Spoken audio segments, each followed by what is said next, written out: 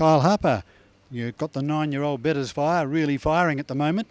He's raced in the last 4 Fremantle Cups. Is it going to be 5th time lucky for him? He's drawn the prized barrier 1. Oh, I'd like to hope so, Ken. He's got the right barrier for it, and I think we've got the right horse. Touch wood, he's had some problems in the past, and at the moment he's doing extremely well. But I could sit here and tell you that he's ready to run the race of his life and everything's perfect, and I could have told you that all the way leading up to the Pacing Cup last year, where we had to scratch him on the day because the day of we got him out and he had the foot abscess. So I'm sort of a bit more of a relaxed man now, and I just take it day by day. And at the moment all's really well, and if we can get him to the race Friday the way he is today, I think he'll run a really bold race out in front. But some classy horses, Lazarus.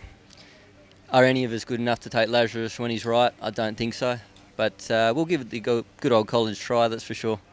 Now, from barrier 1, most people expect you to lead. You drew barrier 1 a couple of years ago. You led for the first lap, I think, and then you surrendered to a horse called Boaz and ran, I think you ran 4th to him?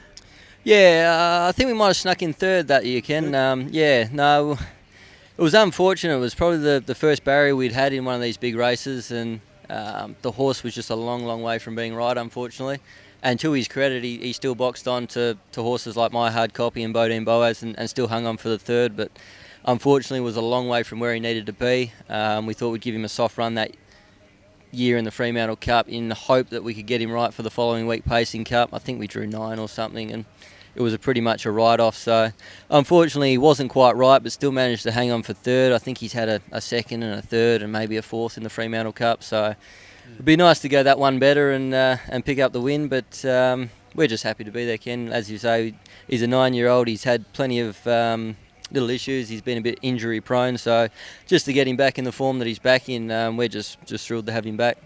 Last year he drew barrier 9, I think, so that didn't feel good for the camp, but he ran a super race. I think he was 11th or 12th with about a lap to go, and he flashed home to run 4th to Chicago Bull. That was a super run.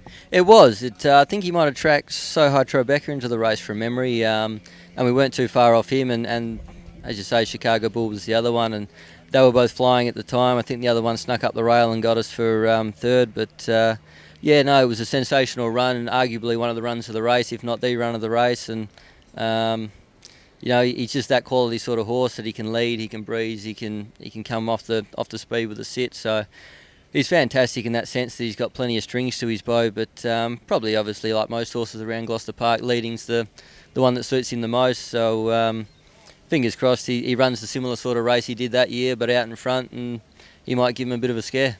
So that's the burning question. All punters and lovers of the harness racing sport will be anxious to find out whether Bettors Fire is going to lead. Look, I don't like to set anything in concrete. I would like to be leading with the horse, and that's the plan. He's got the speed, obviously, to hold up from barrier 1. That's plan A, and if we have to go to plan B at some point, so be it. But certainly that's plan A, and we'll be doing our best to hold up the whole way, and hopefully we're there at the finish. Obviously you respect horses like Lazarus. He's going to take a lot of beating, but he's beatable, Kyle. Oh, certainly they're all beatable, Ken. He'd have to have sort of the race not really go right for him in a fair few ways, and everything would have to go right for us to beat him. There's no misconceptions. Bettors Fire is not a Lazarus. There's apples and oranges there, but again, barrier draws in Gloucester Park are pretty good levelers. So if we can get it soft early and shoot the lights out home. He has a bit of bad luck, something goes wrong, you never know. Funnier things have happened, but I expect him to run a big race, and if he can run top 3, we'll be pretty ecstatic with that. So again, as you say, you got to respect those horses, and even Ultimate Machete, and no disrespect to any of them, that is a class field all around. So we'll just be going in with a smile on our face, and I'm sure we'll be coming off the track with a smile on our face, win, lose or draw. So let's hope it's 5th Fremantle Cup lucky for you, Kyle, and for the wonderful Bettors Fire. Thanks very much, Ken. Appreciate it.